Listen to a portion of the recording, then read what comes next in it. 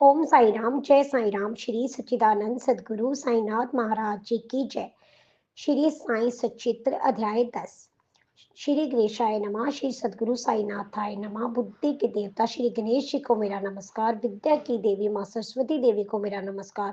श्री सद्गुरु साईनाथ महाराज जी को मेरा नमस्कार। कुल देवता को मेरा नमस्कार। श्री सीता माई तथा श्री प्रभु रामचंद्र जी को मेरा नमस्कार तथा ग्रंथ रचना के प्रणेता श्री सद्गुरु साईनाथ महाराज जी को मेरा नमस्कार। जो जनहित के लिए रात दिन सोचता रहता है तथा जिसके चित्त में केवल ब्रह्म स्वरूप ही व्याप्त है, उसकी भक्ति हमें करना चाहिए। जिसका स्मरण करने मात्र से ही मोक्ष के द्वार खुल जाते हैं, वह ही श्री साईं है। हे साधना से बड़ा ही साईं नाम है। जो कोई भी श्री साईं के नित्य स्मरण करते हैं, उन्हें अपने अल्प समय में भी श्री साईं बाबा का कृपा प्राप्त होती है। जब तक हम अपने इंद्रियों के ऊपर अपना नियंत्रण नहीं रख सकते, तब तक हम हमारे जीवन के पल पल इधर उधर भागते ही रहेंगे। संसार में जितने भी परमात्माओं का आप ध्यान साधना करेंगे, वह सब माया तथा प्रेम से ओत-प्रोत रहते हैं। सबका मालिक तो एक ही है, सिर्फ उनके रूप अलग-अलग हैं। हमारा गुरु एक शाश्वत सत्य ईश्वर है, जो हमारे हर संकट से हमारी सहायता करता है। जहाँ चारों ओर अमृत हमारे सद्गुरु की सेवा साधना होती है, वहाँ हमारे संसार में होने वाली कठिनाइयों का अंत होता रहता है और उसके लिए हमें कुछ भी प्रयास करने की आवश्यकता ही नहीं होती। हमारे जीवन में 3 प्रकार का दुःख होता है, वह दुःख आदि भौतिक, आध्यात्मिक और आदि दैविक है।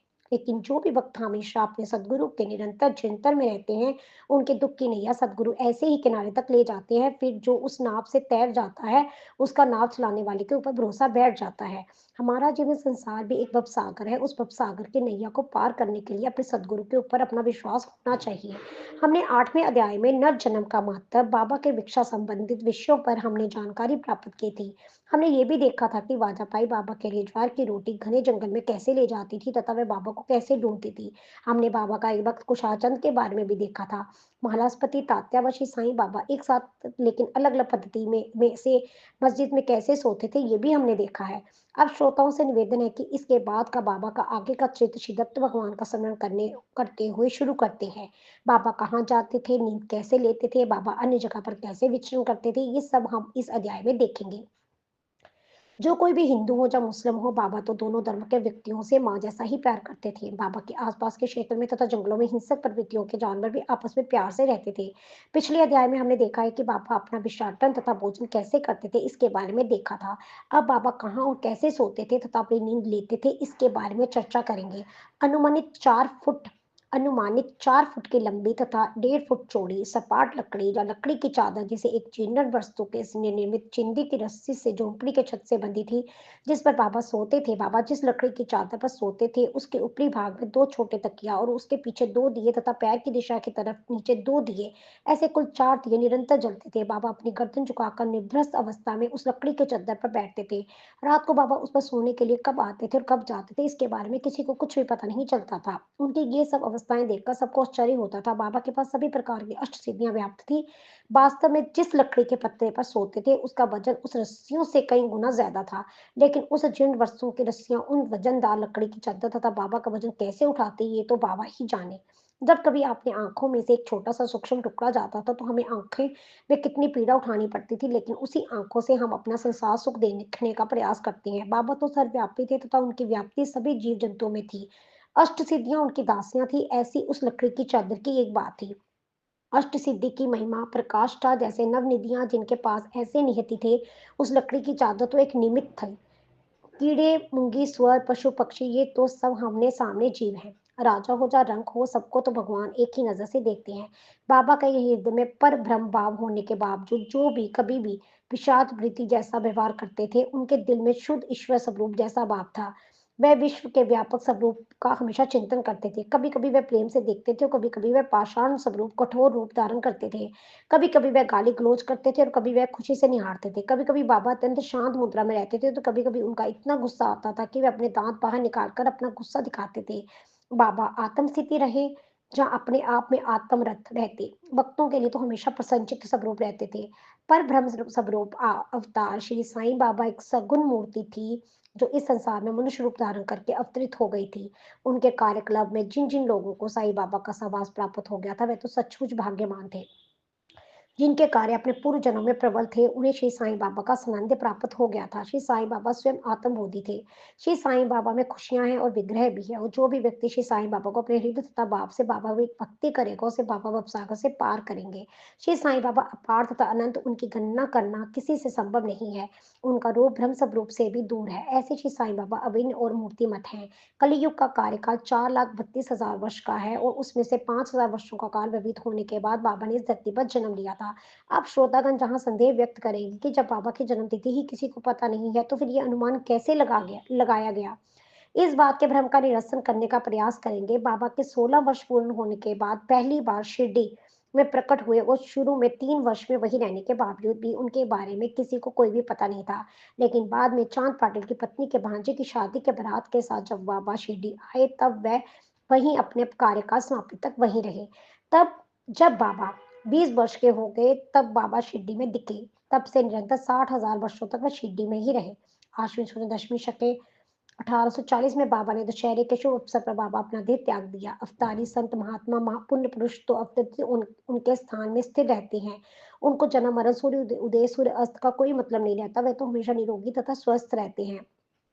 शके 1603 को संत रामदास स्वामी ने समाधि ली थी। उसके 2 शतकों के बाद ही ये साईं मूर्ति इस विश्व में अपृत हुई थी। उस समय संपूर्ण भारत में मुस्लिम राज्यों का प्रशासन था। तब हिंदू धर्म के लोगों के ऊपर बहुत अत्याचार हो रहा था। लोग भक्ति प्रवाह से दूर हो गए थे तथा धर्म का विनाश होना शुरू हो गया था। जिस समय छत्रपति शिवाजी ने इस धरती पर जन्म लिया था, तो उस समय संत रामदास स्वामी ने भी जन्म लिया और मुसलमान लोगों को गौ माता तथा गो ब्राह्मण की रक्षा की। उसके 2 शतक के समय बीत जाने पर ही वैसे ही पूर्व स्थिति हो गई। हिंदू-मुस्लिम लोगों में आपस में फूट और तथा दूरी पड़ गई थी। उस दूरी को तोड़ने के लिए ही साईं बाबा ने कार्य किया। योग, जग, तप, ज्ञान सब ईश्वरीय प्राप्ति के साधन हैं। जिन लोगों के पास ये सब साधन होने के बावजूद भी उनको ईश्वरीय प्राप्ति नहीं होगी, तो उनको जीवन जीने का क्या उपयोग? हमें कोई कितना भी दुःख दे, लेकिन हमें उसका प्रतिकार का सामना नहीं करना चाहिए। उसके ऊपर दया करनी चाहिए, और बाबा का ये उद्देश्य था। अपने संत के बड़प्पन का जो भी प्रचार होना चाहिए तथा अपने नाम के ध्वज लगाने चाहिए।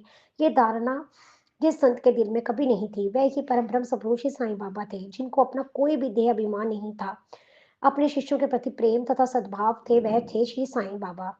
ऐसे ही आदित्य कोटि के जो साईं बाबा थे, उनका मैं किस प्रकार वर्णन करूं? ऐसे ग्रंथ लेकर श्री हेमाडवत कहते हैं, बाबा के दर्शन करने के लिए जो जो जन समुदाय जाता था, उन सभी को वर्तमान भूत और भविष्य बाबा बताते थे। जिन्होंने बाबा को ही अपना ईश्वर स्वरूप माना तथा जिन लोगों को बाबा के साथ भोजन तथा सोने के लिए मिलता था, तथा जो लोग अपने मुंह से अखंड साई नाम का जाप करते थे, वे सचमुच धन्य लोग थे। ऐसे लोग बाबा जहाँ रहते थे, वहां के आसपास के सभी कार्य निरंतर करते थे। कुछ महिला तो चक्कियों में आटा पीसते समय बाबा के गीत गाया करती थी। इस प्रकार शिरडी गांव के जो लोग, महिला तथा बच्चों, निरंतर बाबा का नाम स्मरण करते थे, उनकी महिमा गाते, उनके साथ उठना बैठना खाना खाते थे, वे सब कितने भाग्यशाली होंगे। उस समय शिरडी में आजीवोगारी व्यक्ति रहता था। उसका नाम नाना बली था। वह हमेशा बाबा के क्रियाकलापों पर ध्यान देता था। उनका मानसिक संतुलन भी ठीक नहीं था। एक बार बाबा अपने नित्य कार्य के अनुसार अपनी गद्दी पर बैठे थे। तब नाना बली कहीं से आया तथा बाबा को कहने लगा कि बाबा, आप तुरंत अपने स्थान पर से उठ जाओ। तब बाबा ने उसके आदेश का पालन किया तथा वह अपने आसन से उठ गए। तब जैसे ही बाबा की गद्दी रिक्त हो गई, तो नाना बलि तुरंत उस गद्दी पर जाकर बैठ गया। उस वह कुछ समय तक वहां बैठा रहा तथा बाद में वह स्थान खाली किया तथा वहां पर बाबा को बैठने के लिए कहा। उसके बाद उसने बाबा के पैर पर अपना मस्तक टिका दिया। ये सब होने के पश्चात भी नाना बलि ने बाबा के साथ जो कुछ भी किया, उसके लिए बाबा के चेहरे में कुछ भी नहीं दिखा। वह एक सामान्य जैसे दिख रहे थे। वास्तव में श्री साईं बाबा नाना बलि पर बहुत प्यार करते थे। जब श्री साईं बाबा ने अपनी समाधि ली थी, तब उसके 13 दिन बाद नाना बलि ने भी अपनी आखिरी श्वास छोड़कर इस संसार को त्याग दिया था। बाबा जैसे अवतरित संत के साथ रहना, बोलना आदि के लिए भी नसीब होना चाहिए। बाबा का बाहरी आचरण अगर सामान्य जैसा लगता था, तो वे ज्ञान का सागर थे। उनकी अलौकिक प्रतिभा थी तथा कौशल्य था। उनका ऐसा व्यवहार था कि उनकी लीलाओं के कुछ प्रेरक भक्त देखते थे। उनका लोगों के साथ जो भी व्यवहार होता था, उसे लोगों का कल्याण ही होता था। श्री साईनाथ महाराज ने अपने भक्तों को कभी भी कोई भी मंत्र दीक्षा नहीं दी थी तथा कोई भी धार्मिक अनुष्ठान करने के लिए नहीं कहा था। बाबा अपने भक्तों को कहते थे कि आप सिर्फ साईं साईं ये नाम, मेरा नाम स्मरण करोगे, तो भी मैं आपके सभी पापों से मुक्ति होगी।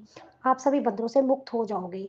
यज्ञ, त्याग, मंत्र पठन, बलिदान, अष्टयोग, ये सब कार्य ब्राह्मण कर सकते हैं। अन्य लोगों से ये कार्य स्वाभाविक रूप से नहीं होगा। ऐसा भी बाबा कहते थे। जब हम हमारे मन में जो कुछ भी सोचते हैं, तब हमारे शरीर के सभी अंग सक्रिय हो जाते हैं। तब हमारा मन इधर-उधर भटकता है। लेकिन अगर हम अपने गुरु के बारे में सोचेंगे, तो हमारे मस्तिष्क में केवल गुरु का ही उपदेश ही आएगा। आपको भी जब बाबा के बारे में कुछ विचार आते होंगे तथा उनकी लीलाओं का समय आता होगा, तब आप भी अपनी संसारिक कठिनाइयों से मुक्त होंगे तथा आपका मनोबल भी बढ़ेगा। इसलिए आप सभी से अनुरोध है कि आप सब लोग इस बात का चिंतन करते रहिए कि बाबा ने जो कुछ भी उपदेश दिया है, उसका अपने मन में भीतर संजोए रखो। आप आपके संसारिक कर्तव्यों का निर्वहन करने के लिए आप अपना हृदय भी श्री साईं बाबा को ही अर्पित करो। उनकी बातें सुनो, तब आप देखेंगे कि आप श्री साईनाथ महाराज अवश्य कल्याण करेंगे। ये रास्ता सुगम होने के बावजूद भी हम सबको अपने आचरण में लाने का प्रयास नहीं करते हैं। इसका कारण ये है कि जब तक संत महात्माओं का आशीर्वाद हमें प्राप्त नहीं होता, तब तक संतों का ज्ञान सुनने की इच्छा अपने दिल में ही नहीं आती। उसके लिए एक ही उपाय है, आपको करना है, आपको हमेशा संतों का नित्य स्मरण करना होगा तथा उनका आशीर्वाद भी प्राप्त करना होगा। अगर आप ये कार्य अपने जीवन में करोगे, तो आपको आगे संसारिक मार्ग सुगम होगा। हमारे दिल-दिमाग में जो कुछ भी अहंकार तथा कमियाँ हैं, उसे आपका अहंकार टूट जाएगा तथा कमियाँ भी दूर होंगी। हमारा चंचल मन ईश्वर की प्राप्ति के लिए आगे तत्पर होगा। हम अपने सांसारिक बंधनों से मुक्त होंगे, हमें असीम खुशियाँ प्राप्त होंगी। साथ ही हमें शारीरिक व्याधि से भी मुक्ति मिलेगी तथा हम आध्यात्मिक पथ पर अग्रसर होंगे। अगर आपको भावना का नाम लेने के लिए कठिनाई हो, अगर आपको भगवान का नाम लेने के लिए कठिनाई हो रही है, भक्ति पूजा इत्यादि साधन ज्ञात नहीं है, तो आप ईश्वर को अपने अंतःकरण से शरण जाइए। तब आपको परमात्मा इस संसारिक भवसागर से मुक्ति दिलाने के लिए सहायता करेंगे। इस कारण इस कारण से इस जगत में संत अवतार लेते हैं। हमारे देश की पवित्र नदियाँ जैसे गंगा, गोदावरी, कृष्ण, कावेरी इस जगत के पाप नष्ट कर देती है, वैसे ही संतों का भी हमारे जीवन में योगदान होता है। हमारा बड़प्पन तथा हमारे पूर्व सुकृत के कारण हमें श्री साईं बाबा का श्वास प्राप्त होता है। अब हमें सभी श्री साईं बाबा का चिंतन करेंगे, तब अपने मस्जिद में रहकर तथा धूनी जलाकर उसे प्राप्त होने वाली उदी से भक्तों का कल्याण करते हैं। ये जो चराचर विश्व है, उसका हमें सिर्फ वास होता है। वास्तव में ये सब माया है। कुछ समय तो हमें ऐसा लगता है कि हमें सब कुछ शाश्वत सुख मिलता है तथा हम उसमें समा गए हैं, लेकिन ये सब आभास तथा माया है। इस तरह संत तथा सज्जनों से प्रेरित तथा भक्त हेमाड पंत द्वारा रचित ये 10वां अध्याय जहाँ समाप्त होता है। श्री सद्गुरु साईनाथ परमस्तु शुभम भक्तु। ओम साई राम, जय साई राम। बाबा साईं सबकी भली कर रहे।